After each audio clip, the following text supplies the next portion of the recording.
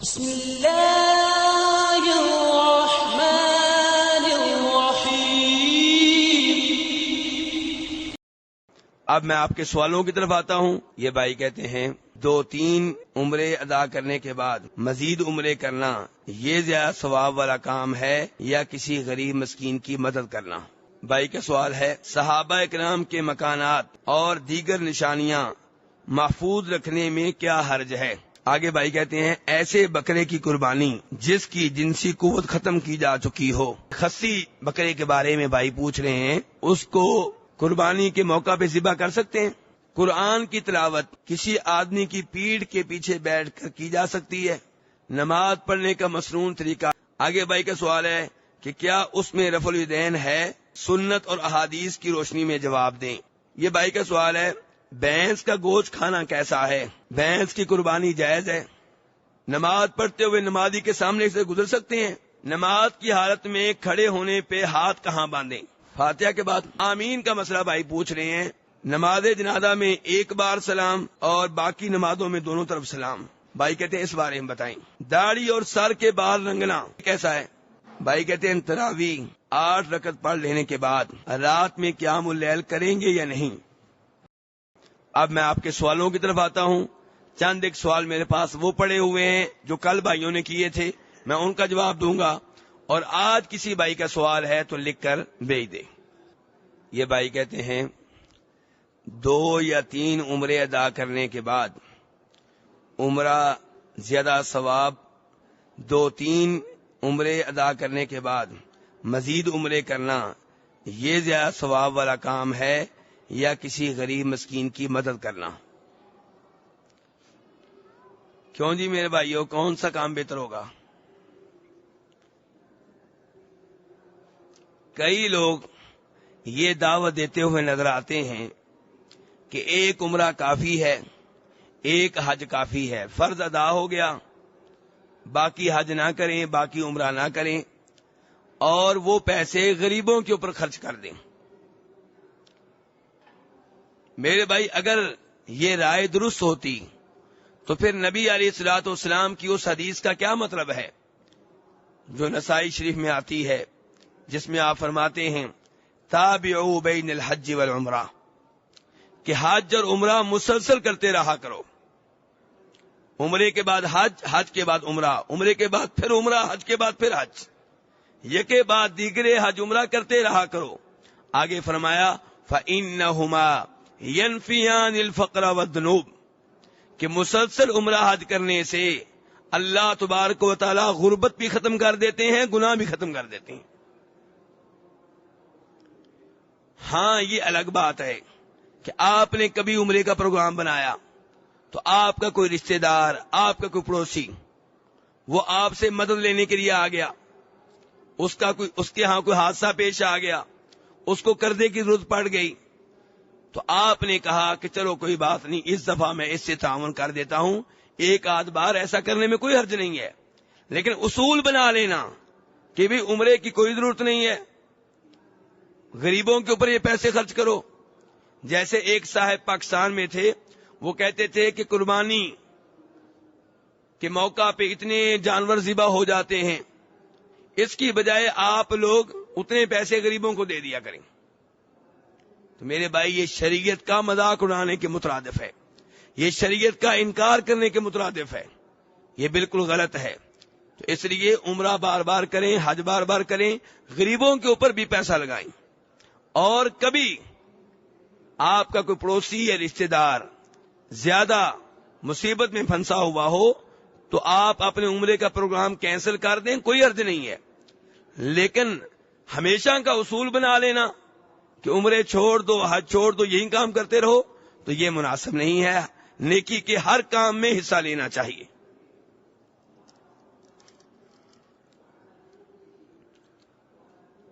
بھائی کا سوال ہے صحابہ اکرام کے مکانات اور دیگر نشانیاں محفوظ رکھنے میں کیا حرج ہے؟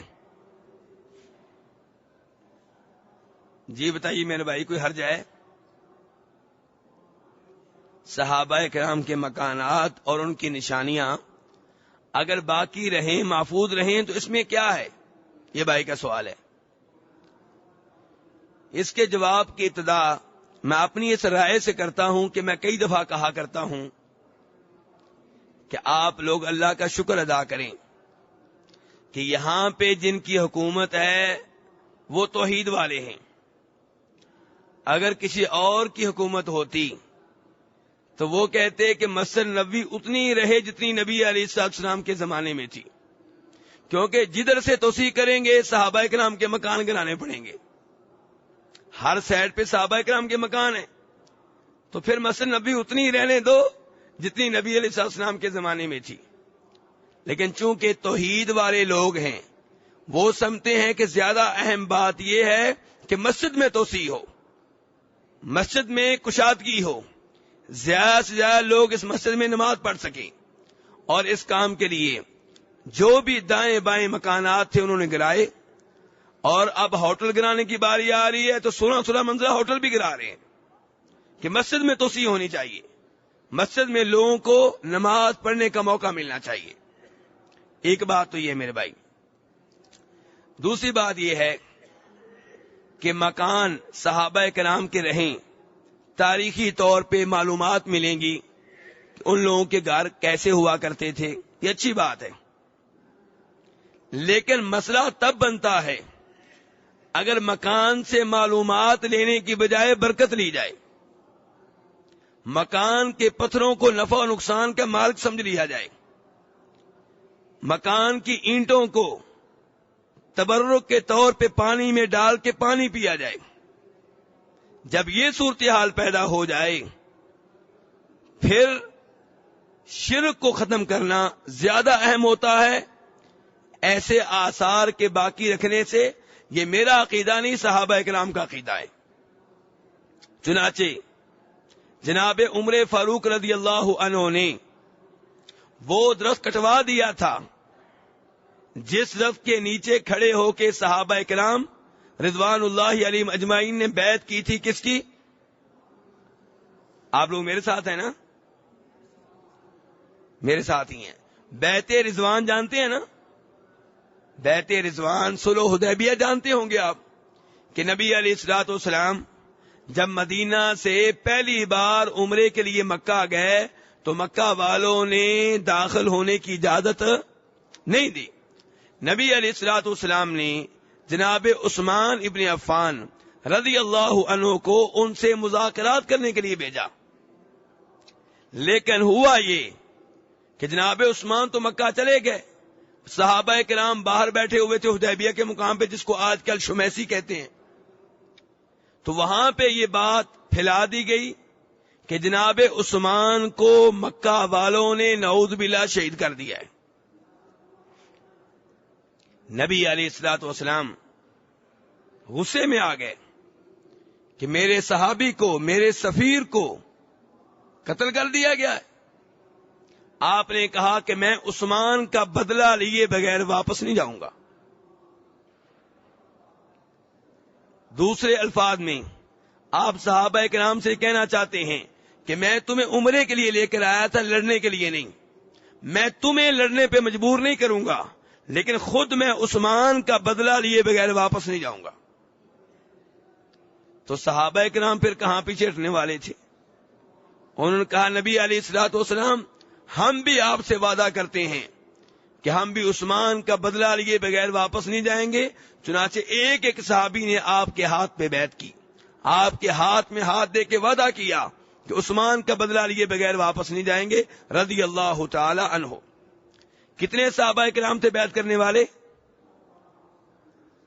1400. جی ہاں، 1400 صحابہ کرام نے آپ کی بیعت کی. جس درخت کے نیچے یہ کام ہوا اس درخت کا ذکر قرآن میں بھی آتا ہے. لقد رضی اللہ عن المؤمنین اذ یبایعونک تحت الشجرہ، کہ اللہ ان مومنوں سے راضی ہو گیا جنہوں نے درخت کے نیچے کھڑے ہو کے آپ کے ہاتھ پہ بیعت کی تھی. تو یہ درخت کتنا عظیم درخت ہوا جس کا ذکر قرآن میں آ گیا. لیکن جب جناب عمر فاروق کو پتا چلا کہ لوگ اس درخت کے پاس آتے ہیں، یہاں پہ آ کے نفل پڑھتے ہیں، ادھر آ کے سجدے کرتے ہیں، سجدہ اللہ کو کرتے ہیں، نماز اللہ کے لیے پڑھتے ہیں، لیکن اس درخت کے پاس آ کے یہ کام کیوں کرتے ہیں؟ انہوں نے محسوس کیا کہ یہ درخت کل کو شرک کا ذریعہ بن سکتا ہے، انہوں نے وہ درخت کٹوا دیا۔ اب کیا کہیں گے آپ؟ اسلام میں آثار کی اتنی اہمیت نہیں ہے جتنی عقیدہ کی اہمیت ہے۔ اسلام میں زیادہ اہمیت کس چیز کی ہے میرے بھائی؟ عقیدہ۔ عقیدہ بچ جائے، مسلمان جہنم کی آگ میں جانے سے بچ جائے، آثار ختم ہوتے ہیں تو ہو جائیں۔ امام سعید ابن منصور اپنی سنن میں اور ابن وضال قرطبی اپنی کتاب البدع والنہی عنہا میں روایت کرتے ہیں کہ ابن سوید کہتے ہیں کہ ہم جناب عمر فاروق رضی اللہ عنہ کے ساتھ مکہ سے آ رہے تھے، راستے میں ایک جگہ جناب عمر فاروق نے ہمیں فجر کی نماز پڑھائی۔ نماز کے بعد جناب عمر فاروق نے دیکھا کہ لوگ تیزی سے ایک جگہ کی طرف جا رہے ہیں اور وہاں پہ نمازیں پڑھ رہے ہیں۔ جناب عمر فاروق نے کہا بھی کیا معاملہ ہے؟ تو لوگ کہنے لگے کہ یہ اس جگہ جا رہے ہیں جہاں پہ نبی علیہ الصلوۃ والسلام نے نماز پڑھی تھی، اور وہیں پہ جا کے یہ بھی نمازیں پڑھ رہے ہیں۔ تو جناب عمر فاروق رضی اللہ عنہ غصے میں آ گئے، ناراض ہوئے۔ کیوں؟ میرے بھائیوں، لوگوں نے نماز ہی پڑھی ہے نا، کچھ اور تو نہیں کیا، نماز بھی اللہ کے لیے پڑھی ہے، تو عمر فاروق کیوں غصے میں آ گئے، کیوں ناراض ہو رہے ہیں؟ کہنے لگے کہ یاد رکھو تم سے پہلی قومیں ایسی حرکتوں کی وجہ سے تباہ و برباد ہو گئی تھی کہ وہ لوگ اپنے نبیوں کے پاؤں کے نشانات کا بڑا اہتمام کیا کرتے تھے، وہاں پہ نمازیں پڑھا کرتے تھے، اس جگہ کو عبادت خانہ بنا لیتے، اس جگہ کو چرچ بنا لیتے کہ یہاں پہ ہمارے نبی کا پاؤں لگا ہے۔ فرمایا اس کی وجہ سے تم سے پہلی قومیں ہلاک ہو گئیں۔ پھر اصول بیان کیا جناب عمر فاروق رضی اللہ عنہ نے کہ اگر کسی جگہ پہ نبی علیہ الصلوۃ والسلام نے قصدن نماز پڑھی ہے تو تم بھی قصدن نماز پڑھنے کے لیے جاؤ، اور وہ جگہ جہاں پہ آپ نے قصدن نہیں اتفاقاً نماز پڑھی ہے تم قصدن وہاں پہ نہ جاؤ۔ میرے بھائی یہ اصول سمجھے دھیان سے، آپ کے کام آئے گا۔ قباء مسجد میں ہم جائیں گے نماز پڑھنے کے لیے، نبی علیہ السلام جاتے تھے، آپ اتفاقاً وہاں نماز پڑھتے تھے کہ قصدن؟ لیکن جب آپ مدینہ سے مکہ جاتے، مکہ سے مدینہ آتے، تو راستے میں جہاں ٹائم ہو جاتا آپ وہاں پہ اتفاقاً نماز پڑھتے، یہ نہیں سوچتے تھے کہ اس جگہ نماز پڑھنی چاہیے، نہیں، جہاں ٹائم ہو گیا وہاں پہ نماز پڑھ لی۔ اب جہاں پہ آپ نے اتفاقاً نماز پڑھی، اگر ہم قصدن نماز پڑھیں گے تو ہم آپ کے طریقے سے ہٹ گئے۔ جہاں پہ آپ نے قصدن نماز پڑھی ہے ہم بھی قصدن پڑھیں گے۔ مسجد نبوی میں آپ نے قصدن نماز پڑھی ہے، مسجد حرام میں آپ نے قصدن نماز پڑھی ہے، لیکن جہاں پہ آپ نے اتفاقاً نماز پڑھی اس جگہ کا اہتمام کرنا، وہاں پہ سجدے کرنا، وہاں پہ نفل پڑھنا، اس جگہ کو چومنا، بوسے دینا، جناب عمر فاروق رضی اللہ عنہ نے اس طرز عمل کی مخالفت کی اور سختی سے ان لوگوں کو ڈانٹا جو ایسے کام کرتے تھے۔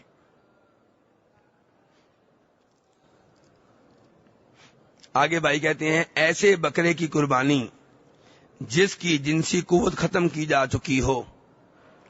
کون جی؟ خصی بکرے کے بارے میں بھائی پوچھ رہے ہیں، اس کو قربانی کے موقع پہ ذبح کر سکتے ہیں؟ جی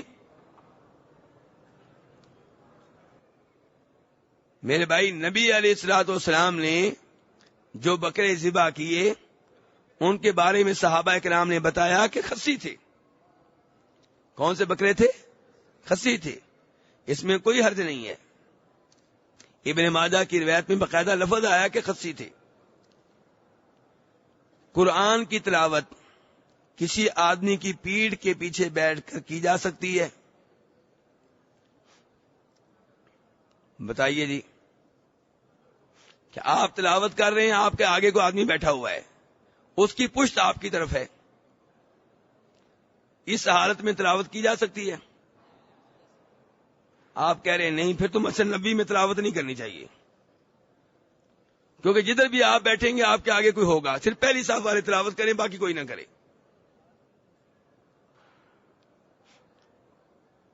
میرے بھائی، قرآن پاک کو پشت نہیں کرنی چاہیے۔ پشت سے مراد کیا ہے؟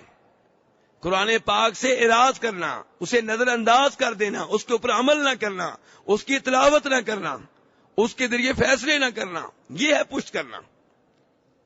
باقی اگر آپ تلاوت کر رہے ہیں، کوئی سامنے بیٹھا ہے وہ بھی تلاوت کر رہا ہے، کوئی اس میں مسئلہ نہیں ہے۔ نبی علیہ الصلوۃ والسلام نے اس سے کہیں بھی نہیں روکا۔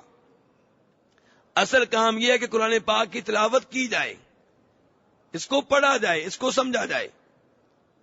صحابہ کرام کا دھیان اسی کی طرف تھا، اور ہمیں اس طرف ڈال دیا گیا ہے کہ پشت نہ ہونے پائے تلاوت کرو یا نہ کرو۔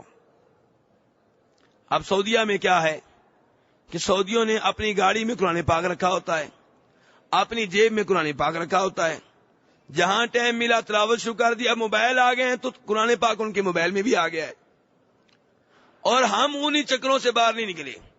پہلے ہمارا چکر تھا کہ جی ہم بس میں تلاوت اس لیے نہیں کریں گے کیونکہ جو آگے لوگ بیٹھے ان کی پشت ہوگی، ڈرائیور کی پشت ہوگی، اس لیے پوری بس میں کوئی تلاوت نہ کرے۔ اور اب موبائل آئے ہیں، لوگ فائدہ اٹھا رہے ہیں، قرآن پاک کی تلاوت کرتے ہیں اس کے ذریعے۔ اور ہمارے بھائی پوچھتے ہیں جی قرآن پاک میں موبائل میں قرآن پاک رکھنا جائز ہے؟ میں نے پوچھا بھی مسئلہ کیا ہے؟ کہتے ہیں مسئلہ یہ ہے کہ اسی موبائل میں گانے بھی ہوتے ہیں، اور موبائل باتھ روم میں بھی لے کر جاتے ہیں۔ چلو جی، اب چونکہ گانے ہوتے ہیں، گانے ہم نہیں نکال سکتے، قرآن پاک کو نکال دو۔ اللہ کے بندو، جدید ٹیکنالوجی سے فائدہ اٹھائیے اور اسے دین کے معاملات میں استعمال کیجیے۔ آپ کے سینے میں بھی گانے ہوتے ہیں، وہاں بھی قرآن پاک آپ رکھ لیتے ہیں، رکھتے ہیں کہ نہیں رکھتے؟ تو اس لیے اگر نکالنا ہے، اگر کیا ضرور نکالیں، گانوں کو نکالیں، غلط چیزوں کو نکالیں، قرآن پاک کو رہنے دیں۔ تو قرآن پاک میرے بھائی اس کی تلاوت کریں۔ اہم بات یہ ہے کہ اس کی تلاوت کی جائے، بس میں کریں، گاڑی میں کریں۔ اب گاڑی میں کریں کہ ظاہر آپ کے آگے ڈرائیور بیٹھا ہوگا، فرنٹ سیٹ پہ کوئی اور بیٹھا ہوگا، پیچھے آپ بیٹھے ہوں گے، تو کوئی اس میں ممانعت نہیں ہے، کوئی ایسا مسئلہ نہیں ہے۔ نماز پڑھنے کا مسنون طریقہ کیا ہے؟ میرے بھائی اس سوال کا جواب دینے کے لیے تو پورا درس دینا پڑے گا، ایک نہیں بلکہ کئی درس ہوں گے، اور انشاءاللہ کبھی ہو جائیں گے اسی رمضان میں انشاءاللہ۔ آگے بھائی کا سوال ہے کہ کیا اس میں رفع الیدین ہے؟ سنت اور احادیث کی روشنی میں جواب دیں۔ رفع الیدین کسے کہتے ہیں میرے بھائی؟ دونوں ہاتھ اٹھانے، دونوں ہاتھ اٹھانے کا نام ہے رفع الیدین۔ یدین کہتے ہیں دو ہاتھوں کو، جیسے آپ نے سنا ہوگا یہاں پہ ریالین کسے کہتے ہیں؟ دو ریال۔ تو قبلتین، دو قبلے والی مسجد، مسجد قبلتین۔ تو ایسے یدین دو ہاتھ، رفع الیدین اٹھانے۔ اب بھائی کا سوال یہ ہے کہ نماز میں دونوں ہاتھ اٹھانے چاہیے کہ نہیں؟ نماز میں 4 مقامات پہ ہاتھ اٹھائے جاتے ہیں۔ نمبر 1 نماز کی ابتدا میں، اور وہ سارے اٹھاتے ہیں، ایسے ہی ہے، سارے اٹھاتے ہیں نا۔ اور ہاتھ اٹھانے کا طریقہ کیا ہے؟ کندھے کے برابر کہ کانوں کے برابر؟ کچھ کہہ رہے ہیں کانوں کے برابر، کچھ کہہ رہے ہیں کانوں کے برابر، کچھ کہہ رہے ہیں کندھوں کے برابر۔ اچھا، عورتیں کہاں تک اٹھائیں گی، مرد کہاں تک اٹھائیں گے؟ کندھوں کے برابر۔ میرے بھائی نے بتایا ہے کہ عورتیں اٹھائیں گی کندھوں کے برابر اور مرد اٹھائیں گے کانوں کے برابر۔ یہ میں نے سوال اسی لیے کیا ہے میرے بھائی تاکہ آپ کی غلط فہمی کا ازالہ کر سکوں۔ مردوں عورتوں کی نماز میں کوئی فرق نہیں ہے، اللہ اکبر سے لے کے سلام پھیرنے تک۔ نماز سے پہلے فرق ہو سکتا ہے، لباس کیسے پہننا ہے۔ عورتیں گھر میں نماز پڑھیں افضل ہے، مردوں کے اوپر واجب ہے کہ مسجد میں آئیں۔ مرد اذان کہیں گے، عورتیں اذان نہیں کہیں گی۔ یہ سارے فرق ہیں نماز سے پہلے پہلے. اللہ اکبر سے لے کے سلام پھیرنے تک مردوں عورتوں کی نماز میں کوئی فرق نہیں ہے، نہ سجدہ کرنے میں، نہ ہاتھ باندھنے میں، نہ رفع الیدین کرنے میں، نہ اتحیات اور تشہد بیٹھنے میں. جتنے بھی فرق بیان کیے گئے ہیں ان کی کوئی دلیل نہیں ہے. بڑے اعتماد سے میں بات کر رہا ہوں، اس کے اوپر توجہ دیجیے گا، اس مسئلے کی تحقیق کیجیے گا.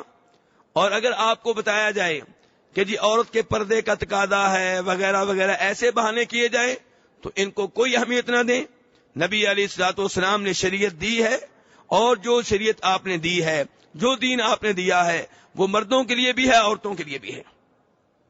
جہاں کہیں عورتوں کا مردوں سے فرق تھا آپ نے بتا دیا، جہاں پہ فرق نہیں بتایا وہاں پہ جو شریعت مردوں کے لیے وہی عورتوں کے لیے. تو اب آتے ہیں ہاتھ اٹھانے کی طرف. تو ہاتھ اٹھانے کے دونوں طریقے صحیح حدیث میں آئے ہیں، کندھوں تک بھی اور کانوں کی لو کے برابر بھی. مردوں کے لیے بھی یہی ہے، عورتوں کے لیے بھی یہی ہے، فرق نہیں ہے.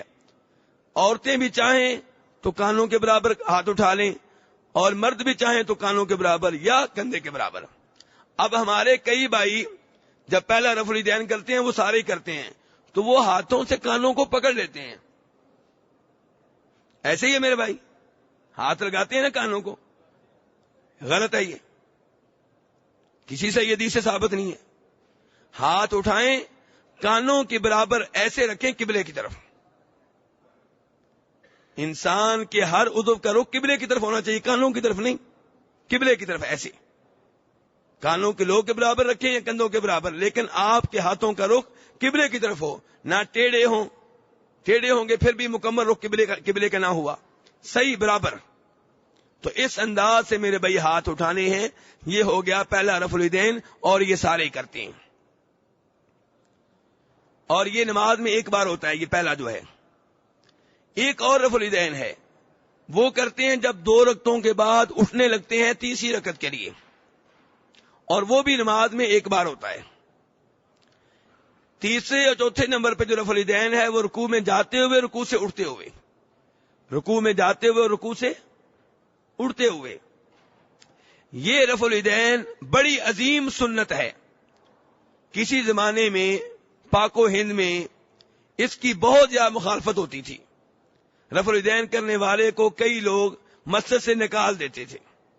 لیکن الحمدللہ جیسے جیسے علم بڑھ رہا ہے، احادیث کے ترجمے ہو چکے ہیں، لوگوں کو یہ بات معلوم ہو رہی ہے کہ یہ کام تو نبی علیہ الصلوۃ والسلام نے کیا ہے، آپ کے صحابہ کرام نے کیا ہے. اب کئی ہمارے دوست یہ کہہ دیتے ہیں کہ بھئی یہ کام پہلے سنت تھا، بعد میں سنت کینسل ہو گئی. اس سنت کے بارے میں یہ کہا جاتا ہے، لیکن میری گزارش یہ ہے کہ یہ وہ سنت ہے جس کے اوپر آپ نے آخری وقت تک عمل کیا ہے، کینسل نہیں ہوئی، ختم نہیں ہوئی. کیا دلیل ہے؟ دلیل یہ ہے کہ اس سنت کے نقل کرنے والوں میں وہ صحابہ کرام بھی شامل ہیں جو نبی علیہ الصلوۃ والسلام کی آخری زندگی میں مسلمان ہوئے. پہلے وہ مسلمان نہیں تھے اور مدینہ میں رہنے والے بھی نہیں تھے، یمن سے آئے، آپ کی زندگی کے آخری دنوں میں آئے. انہوں نے جب آپ کی نماز دیکھی اور ہمیں بتائی، اس میں بھی رفع الیدین موجود ہے. ان کے نام یاد کر لیجئے تاکہ آپ کو نماز کے احکام سمجھنے میں آسانی رہے. ایک کا نام ہے مالک ابن حویرث رضی اللہ عنہ. کیا نام ہے جی؟ مالک بن حویرث رضی اللہ عنہ. نمبر 2 وائل بن حجر رضی اللہ عنہ. یہ دونوں یمن سے آئے ہیں، آپ کی زندگی کے آخری دنوں میں آئے ہیں، اور ان کی احادیث بھی بخاری مسلم میں ہیں. ایسی احادیث نہیں ہے کہ جن کے بارے میں کوئی کہہ سکے کہ ضعیف ہیں، مشکوک ہیں، ناقابل اعتماد ہیں، ناقابل اعتبار ہیں. نہیں، ایسی کوئی بات نہیں.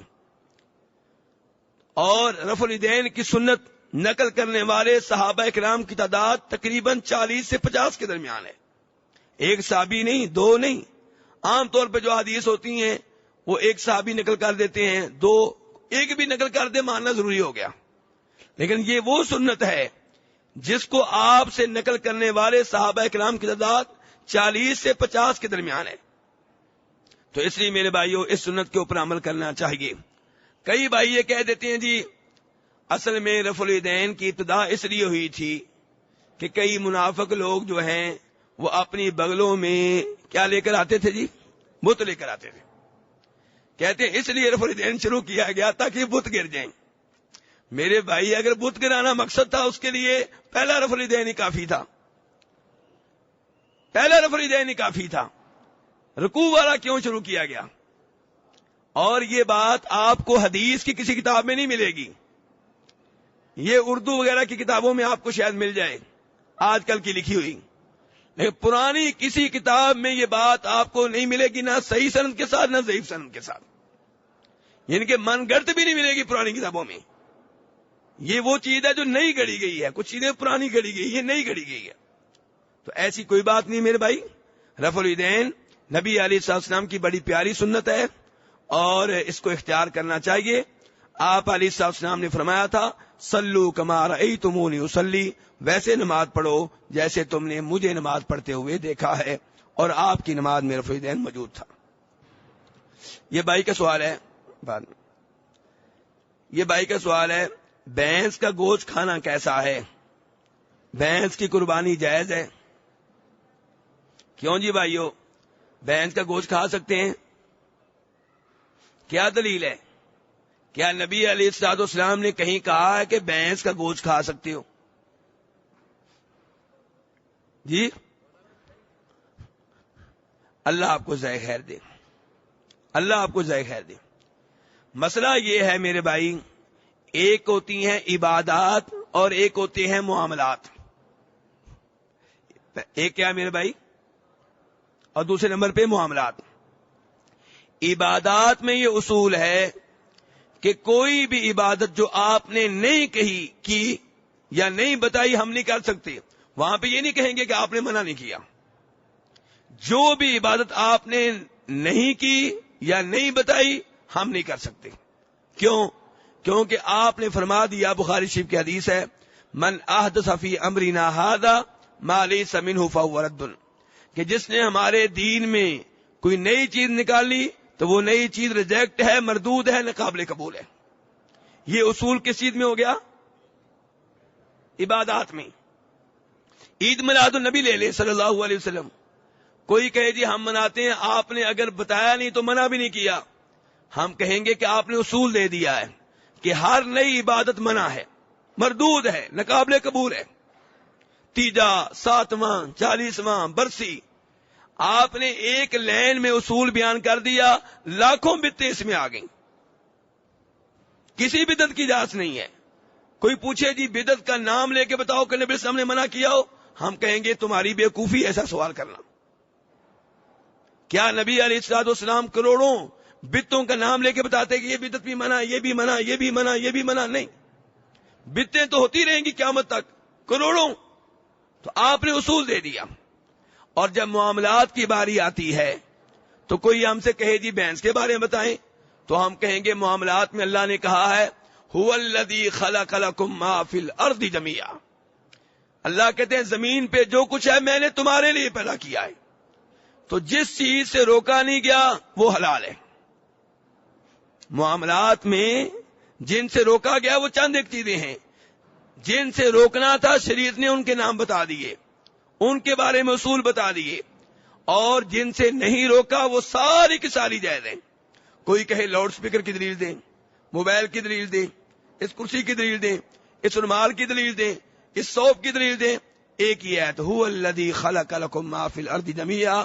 اللہ کہتے ہیں زمین پہ جو کچھ ہے میں نے تمہارے لیے پیدا کیا ہے. تو اس لیے یہ بحث جو ہے درست ہے، کھا سکتے ہیں، کوئی مسئلہ نہیں ہے.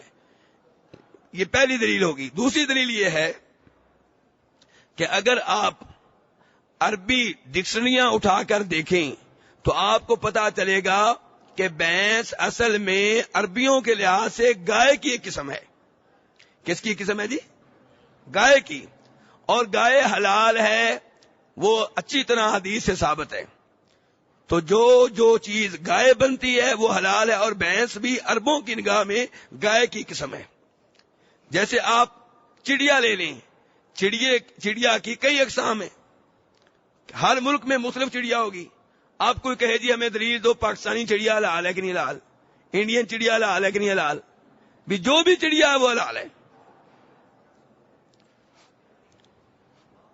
نماز پڑھتے ہوئے نمازی کے سامنے سے گزر سکتے ہیں؟ نہیں میرے بھائی. اگر کوئی آدمی تنہا نماز پڑھ رہا ہے تو آپ کو اس کے سامنے سے گزرنے کی اجازت نہیں ہے. لیکن اگر جماعت کھڑی ہو، امام کے پیچھے نماز پڑھی جا رہی ہے اور امام کے آگے دیوار ہے، محراب ہے، کوئی سترا ہے، کوئی کرسی ہے، کوئی لکڑی ہے، پھر مقتدیوں کے سامنے سے گزرنے کی اجازت ہے. یہ مسئلہ سمجھ گیا میرے بھائی؟ یہ مسئلہ نہ سمجھنے کی وجہ سے کئی لوگ یہاں لوگوں کے اوپر تنقید کرتے ہیں، جبکہ غلطی اپنی ہوتی ہے، ان کی نہیں ہوتی. جب جماعت کری ہے، تراویح کی نماز ہے، مسجد نبوی کے امام کے سامنے دیوار ہوتی ہے کہ نہیں ہوتی، تو آپ مقتدیوں کے سامنے سے گزر سکتے ہیں، کوئی حرج نہیں ہے، کوئی معانت نہیں ہے. بخاری شریف کی دلیل ہے. عبداللہ ابن عباس فرماتے ہیں کہ مینا میں نبی علیہ الصلوۃ والسلام نماز پڑھا رہے تھے اور میں لوگوں کے سامنے سے گزرا، صف کے سامنے سے گزرا، اور مجھے کسی نے کچھ نہیں کہا، مجھے کسی نے غلط نہیں کہا. لیکن جب کوئی تنہا نماز پڑھ رہا ہو پھر اس کے آگے سے گزرنا نہیں چاہیے. نبی علیہ الصلوۃ والسلام فرماتے ہیں کہ لو یعلم المار بین یدی المصلی ماذا علیہ لکان ان یقف 40 خیرا له من ان یمر بین یدی، کہ نمازی کے سامنے سے گزرنے والے کو اگر معلوم ہو جائے کہ نمازی کے آگے سے گزرنا کتنا بڑا گناہ ہے تو وہ 40 دن یا 40 مہینے یا 40 سال کھڑا رہے، لیکن گناہ اتنا زیادہ ہے کہ نمازی کے آگے سے گزرنے کی جرات نہ کرے. ہمارا درس انشاءاللہ 6 بجے ختم ہوگا. آگے جی، نماز کی حالت میں کھڑے ہونے پہ ہاتھ کہاں باندھیں؟ ہاں جی، ہاتھ کہاں پہ باندھیں گے؟ اب یہ بھی مسئلہ ہے ہمارا بہت بڑا. جی، ناف اور سینے کے درمیان، جی، اور ناف کے نیچے، سینے پہ. تو یہ اقوال ہو گئے، یہ آراء ہیں لوگوں کی. اب آتے ہیں احادیث کی طرف. سب سے پہلے ہمارے وہ بھائی جو کہتے ہیں کہ ناف کے نیچے ہاتھ باندھنے چاہیے، ان کی دلیل کیا ہے؟ ان کی دلیل ابو داؤد شریف کی وہ روایت ہے جس میں جناب علی رضی اللہ عنہ کہتے ہیں کہ سنت طریقہ ہے. جناب علی کیا کہہ رہے ہیں؟ سنت طریقہ یہ ہے کہ ناف کے نیچے ہاتھ باندھے جائیں. اب جناب علی نے اگر یہ الفاظ واقعی کہے ہوتے تو یہ سنت ثابت ہو جاتی، لیکن معلوم ہم نے یہ کرنا ہے کہ جناب علی نے واقعی یہ الفاظ کہے ہیں کہ نہیں کہے. تو یہ کس کتاب میں آئے ہیں یہ الفاظ؟ جی، ابو داؤد شریف میں. کس کتاب میں آئے ہیں؟ امام ابو داؤد ان الفاظ کو نقل کرنے کے بعد تھوڑا سا آگے چل کے کہتے ہیں کہ جناب علی سے ان الفاظ کو روایت کرنے والوں میں ایک راوی ہے عبد الرحمن ابن اسحاق القاضی الکوفی، اور یہ ضعیف ہے. اس وجہ سے یہ روایت ضعیف قرار پائی.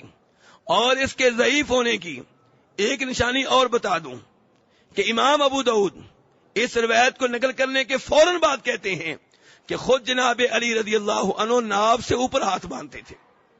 خود جناب علی کا ہاتھ باندھتے تھے. امام ابو داؤد نے خود ہی بیان کر دیا. ایک تو بیان کر دیا کہ پہلی روایت ضعیف ہے، دوسرا بیان کیا کہ جناب علی خود ناف سے اوپر ہاتھ باندھتے تھے. اب آتے ہیں ان بھائیوں کی طرف جو کہتے ہیں جی سینے کے اوپر. تو اس بارے میں پہلی روایت وائل بن حجر کی، وہی صحابی جو آپ کی آخری زندگی میں مسلمان ہوئے. وائل بن حجر کہتے ہیں، ابن خزیمہ کی روایت ہے کہ نبی علیہ الصلوۃ والسلام کو میں نے دیکھا کہ آپ نے اپنے ہاتھ سینے پہ باندھے ہوئے تھے. دوسری حدیث امام احمد بن حنبل کی کتاب، حدیث کی کتاب، اس میں روایت ہے حلب عطائی صحابی ہیں، وہ کہتے ہیں کہ میں نے آپ کو دیکھا کہ سینے پہ ہاتھ باندھے ہوئے تھے. تیسرے نمبر پہ بخاری شریف کی روایت جناب سہل بن سعد ساعدی رضی اللہ عنہ کہتے ہیں کہ میں نے نبی علیہ الصلوۃ والسلام کو دیکھا، بلکہ ان کے الفاظ یہ ہیں کہ لوگوں کو یہ آرڈر تھا کہ نماز میں دایاں ہاتھ بائیں بازو پہ رکھیں. لوگوں کو آرڈر تھا کہ نماز میں دایاں ہاتھ بائیں بازو پہ رکھیں. اب یہاں پہ رکھیں گے تو دایاں ہاتھ اوپر رہے گا, اگر نیچے لے جائیں گے تو دایاں ہاتھ نیچے ہو جائے گا, اوپر نہیں رہے گا. اوپر باندھیں گے تو دایاں ہاتھ اوپر رہے گا. اور صحابی کہہ رہے ہیں کہ لوگوں کو آرڈر تھا کہ نماز میں دایاں ہاتھ بائیں بازو کے اوپر رکھیں. تو اس لیے میرے بھائی خلاصہ کلام یہ ہے کہ دایاں ہاتھ بائیں ہاتھ کے اوپر سینے کے اوپر رکھنا چاہیے. نماز میں درود شریف کے بعد آمین. نماز میں درود کے بعد آمین. نماز میں درود شریف کے بعد آمین. بلند آواز میں یا دھیرے دھیرے؟ سوال سمجھ نہیں سکا بھائی کا کہ نماز میں درود کے بعد آمین تو کوئی بھی نہیں کہتا جی. فاتحہ کے بعد ہاں شاید بھائی نے لکھنا تھا فاتحہ اور لکھ بیٹھے درود شریف. صحیح کہہ رہے ہیں آپ. تو آمین کا مسئلہ بھائی پوچھ رہے ہیں تو ترمذی شریف میں حدیث ہے وائل بن حجر کی. یہ وائل بن حجر بار بار آ رہے ہیں کیونکہ وائل بن حجر جو ہیں انہوں نے اپنی حدیث میں کہا ہے کہ میں نے آپ کی نماز بڑے غور سے دیکھی اور آئے بھی آخری زندگی میں ہیں. تو ترمذی شریف میں ان کی حدیث موجود ہے. کہتے ہیں کہ جب نبی علیہ السلام نے ولا الضالین کہا تو آپ نے آمین کہا اور اونچی آواز سے کہا. تو اس لیے میرے بھائی آمین جو ہے اونچی آواز سے کہنی چاہیے لیکن چیخو پکار نہ ہو. یہ معلوم ہونا چاہیے آمین کا معنی کیا ہے, قبول فرما.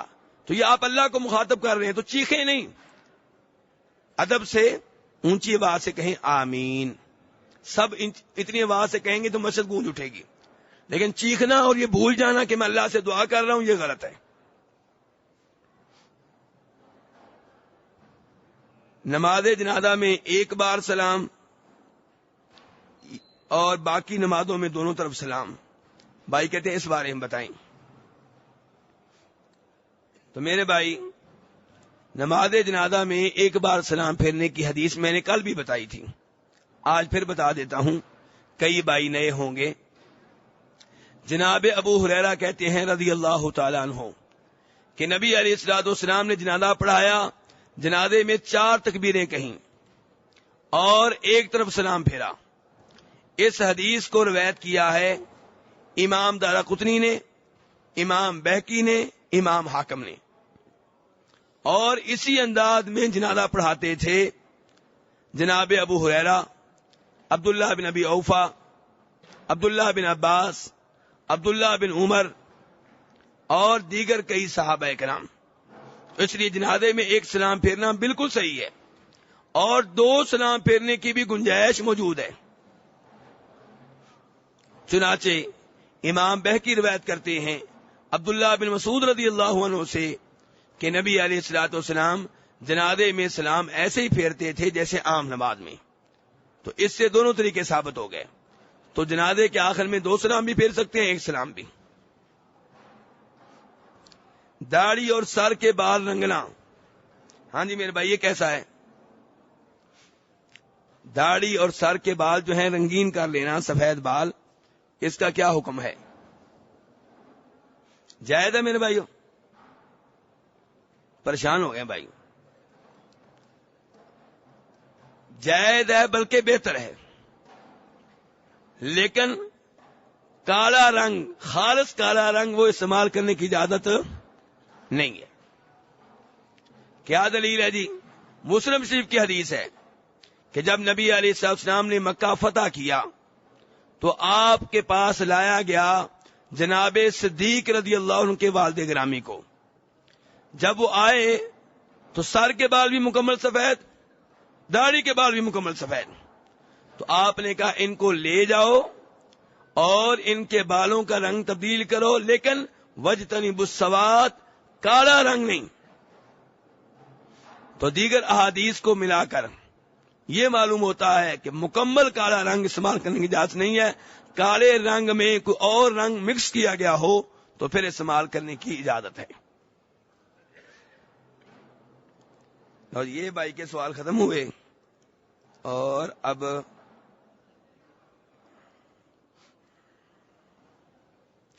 بھائی کہتے ہیں تراویح 8 رکعت پڑھ لینے کے بعد رات میں قیام اللیل کریں گے یا نہیں؟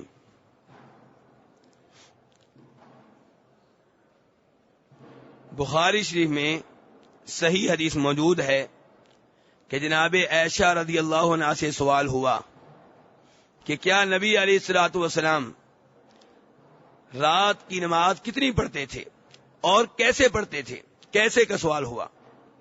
تو جناب عائشہ نے فرمایا کہ نبی علیہ الصلوۃ والسلام رمضان میں اور رمضان کے سوا 11 رکعتوں سے زائد نہیں پڑھتے تھے، اس لیے سنت اور افضل اور بہتر 11 رکعتیں ہیں. اگر کوئی کمی بیشی کرنا چاہے تو اس کی گنجائش موجود ہے، لیکن بہتر یہی ہے کہ 11 رکعتیں ہوں اور ان کو اتنا لمبا ادا کیا جائے کہ 11 سے زائد پڑھنے کی ضرورت ہی پیش نہ آئے. جناب عائشہ کے الفاظ ہیں کہ نبی علیہ السلام 11 رکعتیں پڑھتے، لا تسل عن حسنہن و طولہن. 4 رکعتیں پہلے پڑھتے، کتنی عمدہ پڑھتے، کتنی لمبی پڑھتے سوال نہ کرو. پھر 4 پڑھتے، کتنی عمدگی سے پڑھتے، کتنی لمبی پڑھتے مت پوچھو. تو میرے بھائی اس لیے کوشش یہ کرنی چاہیے کہ کوالٹی اچھی ہو، نماز کا معیار اچھا ہو، تعداد چاہے 11 ہی رہے، لیکن اگر کوئی کمی بیشی کرنا چاہے تو انشاءاللہ اس کی گنجائش موجود ہے. میرے بھائی آج کا درس اتنا ہی کافی ہے. آج فجر کے بعد پہلا درس تھا، یہ روزانہ ہوا کرے گا انشاءاللہ. اور میں نے پہلے بھی بتایا تھا کہ یہاں پہ یہ قریبی عصر کے بعد درس ہوا کرے گا. ڈاکٹر امان اللہ اردو میں درس دیا کریں گے، یہ 19 نمبر گیٹ کے پاس.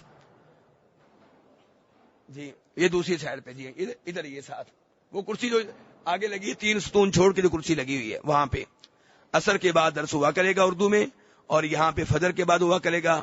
انشاءاللہ جو سوال رہ گئے ہیں ان کا جواب کل دینے کی کوشش کروں گا. وآخر دعوانا الحمدللہ رب العالمین.